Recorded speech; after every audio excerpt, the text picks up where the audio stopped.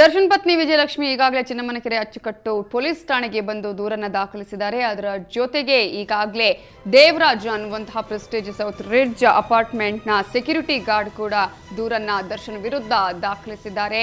ದರ್ಶನ್ ಪತ್ನಿ ಕೊಟ್ಟಂತಹ ದೂರಲ್ಲಿರುವಂತಹ ಅಂಶಗಳು ಏನಂದ್ರೆ, ತನ್ನ ಪತಿ ದರ್ಶನ್ ತನ್ನ ಅಪಾರ್ಟ್ಮೆಂಟ್ಗೆ ಬಂದು ನನಗೆ ನಿಂದನೆಯನ್ನ ಮಾಡಿದ್ದಾರೆ. ಈ ಹಿನ್ನೆಲೆಯಲ್ಲಿ ಅವರಿಗೆ ಕರೆದು ಬುದ್ಧಿವಾದವನ್ನ ಹೇಳಬೇಕು ಅಂತ ಹೇಳಿ ದೂರನ್ನು ಕೂಡ ದಾಖಲಿಸಿದ್ದಾರೆ. ಮನೆ ಎದುರು ಬಂದು ಗಲಾಟೆ ಮಾಡ್ತಾರೆ ಅನ್ನುವಂತಹ ಅಂಶವನ್ನ ಈ ಒಂದು ದೂರಿನಲ್ಲಿ ಅವರು ಉಲ್ಲೇಖಿಸಿದ್ದಾರೆ.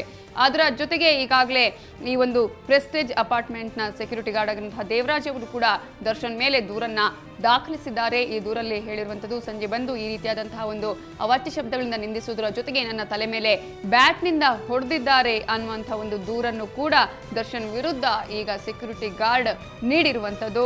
ಹಾಗಾಗಿ ದರ್ಶನ್ ಪತ್ನಿ ವಾಸ ಇರುವಂತಹ ಅಪಾರ್ಟ್ಮೆಂಟ್ನಲ್ಲಿ ಈಗಾಗಲೇ ಸೆಕ್ಯೂರಿಟಿ ವ್ಯವಸ್ಥೆಯನ್ನ ಕೂಡ ಮಾಡಲಾಗಿದೆ. ಹಾಗೆಯೇ ಪೊಲೀಸರು ಕೂಡ ಒಂದು ಅಪಾರ್ಟ್ಮೆಂಟ್ಗೆ ಹೋಗಿ ಅಲ್ಲಿ ವಿಚಾರಣೆಯನ್ನು ಕೂಡ ನಡೆಸ್ತಾ ಇದ್ದಾರೆ.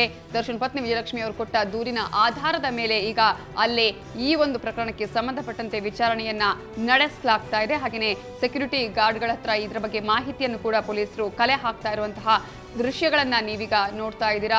ನೀವೀಗ ನೋಡ್ತಾ ಇರುವಂತಹ ದೃಶ್ಯ ಪ್ರೆಸ್ಟೀಜ್ ಸೌತ್ ರಿಡ್ಜ್ ಅಪಾರ್ಟ್ಮೆಂಟ್ನ ದೃಶ್ಯ. ಯಾಕಂದ್ರೆ ಈ ಒಂದು ಅಪಾರ್ಟ್ಮೆಂಟ್ನಲ್ಲೇ ದರ್ಶನ್ ಪತ್ನಿ ವಿಜಯಲಕ್ಷ್ಮಿ 6 ತಿಂಗಳಿಂದ ಈ ಒಂದು ಪ್ರೆಸ್ಟೀಜ್ ಅಪಾರ್ಟ್ಮೆಂಟ್ನಲ್ಲೇ ವಾಸಿಸ್ತಾರೆ. ಇವರಿಬ್ರು ಕೂಡ ಬೇರೆ ಬೇರೆಯಾಗಿ ವಾಸಿಸ್ತಾ ಇರುವಂತಹ ನಿಟ್ಟಿನಲ್ಲಿ ಇವತ್ತು ಸಂಜೆ ಜಗುದಾದ ಚಿತ್ರೀಕರಣವನ್ನ ಮುಗಿಸಿಕೊಂಡು ಬಂದಂತಹ ದರ್ಶನ್ ಈ ಅಪಾರ್ಟ್ಮೆಂಟ್ಗೆ ಬರ್ತಾರೆ. ತನ್ನ ಆಡಿ ಕಾರಿನ ಕೀ ಕೊಡಬೇಕು ಅಂತ ಹೇಳಿ ಸೆಕ್ಯೂರಿಟಿ ಅವರ ಹತ್ರ ಕೂಡ ಕೇಳ್ತಾರೆ. ಆದ್ರೆ ಈ ಒಂದು ಅಪಾರ್ಟ್ಮೆಂಟ್ ಒಳಗೆ ಹೋಗೋದಿಕ್ಕೆ ಸೆಕ್ಯೂರಿಟಿ ಗಾರ್ಡ್ ಅವರು ಅವರನ್ನ ನಿರಾಕರಿಸಿದಾಗ ಅವರಿಗೆ ಅವಕಾಶವನ್ನು ಕೊಡದೇ ಇದ್ದಂತಹ ಸಂದರ್ಭದಲ್ಲಿ ಕೋಪಗೊಂಡಂತಹ ದರ್ಶನ್ ಸೆಕ್ಯೂರಿಟಿ ಗಾರ್ಡ್ಗಳ ಹತ್ರ ಕೂಡ ಜಗಳವನ್ನ ಮಾಡ್ತಾರೆ. ಈ ಸಂದರ್ಭದಲ್ಲಿ ದೇವರಾಜ್ ಅನ್ನುವಂತಹ ಸೆಕ್ಯೂರಿಟಿ ಗಾರ್ಡ್ಗೆ ಬ್ಯಾಟ್ನಿಂದ ಹೊಡಿತಾರೆ ಅನ್ನುವಂತಹ ಆರೋಪ ಕೂಡ ಈಗ ದರ್ಶನ್ ಅವರ ಬಗ್ಗೆ ಕೇಳಿ ಬರ್ತಾ ಇರುವಂಥದ್ದು.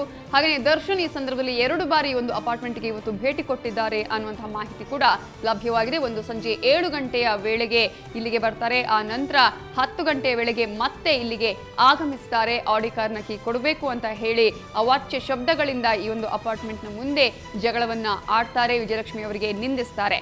ಇದರಿಂದ ಬೇಸತ್ತಂತಹ ವಿಜಯಲಕ್ಷ್ಮಿ ಚಿನ್ನಮನಕೆರೆ ಅಚ್ಚುಕಟ್ಟು ಪೊಲೀಸ್ ಠಾಣೆಗೆ ಬಂದು ಅಲ್ಲಿ ದೂರನ್ನು ಕೂಡ ದಾಖಲಿಸುತ್ತಾರೆ. ಅದರಲ್ಲಿ ಹೇಳ್ತಾ ಇರುವಂತದಿಷ್ಟೇ, ನನ್ನ ತಂಟೆಗೆ ಬರೋದಕ್ಕೆ ಅವಕಾಶವನ್ನ ಮಾಡಿಕೊಡ್ಬೇಡಿ, ಮನೆ ಎದುರು ಬಂದು ಗಲಾಟೆ ಮಾಡ್ತಾರೆ, ಹಾಗಾಗಿ ದರ್ಶನ್ಗೆ ಬುದ್ಧಿವಾದ ಹೇಳಬೇಕು ಅಂತ ಅವರು ದೂರನ್ನು ಕೂಡ ದಾಖಲಿಸುತ್ತಾರೆ. ಈ ಹಿಂದೆ ಕೂಡ ದರ್ಶನ್ ವಿರುದ್ಧ ವಿಜಯಲಕ್ಷ್ಮಿ ಅವರು ದೂರ ದಾಖಲಿಸಿದ್ದನ್ನು ನೀವು ಗಮನಿಸಿರಬಹುದು. ಸೆಪ್ಟೆಂಬರ್ 9, 2011ರಂದು ಈ ಒಂದು ದೂರನ್ನು ಕೂಡ ದಾಖಲಿಸಿರ್ತಾರೆ.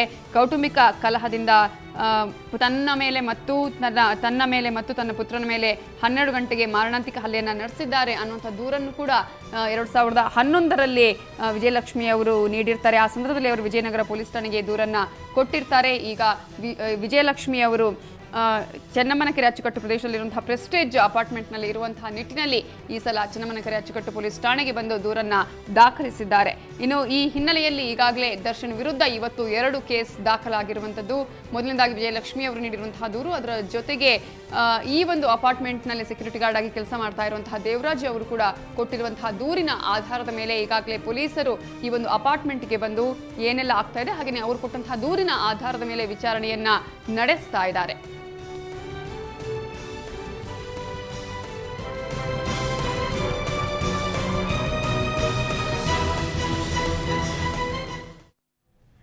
ಇವಿಷ್ಟು ಹೊತ್ತಿನ ಪ್ರಮುಖ ಸುದ್ದಿಗಳು. ನೇರ ದಿಟ್ಟ ನಿರಂತರ ಸುದ್ದಿಗಾಗಿ ನೋಡ್ತಾ ಇರಿ ಸುವರ್ಣ ನ್ಯೂಸ್.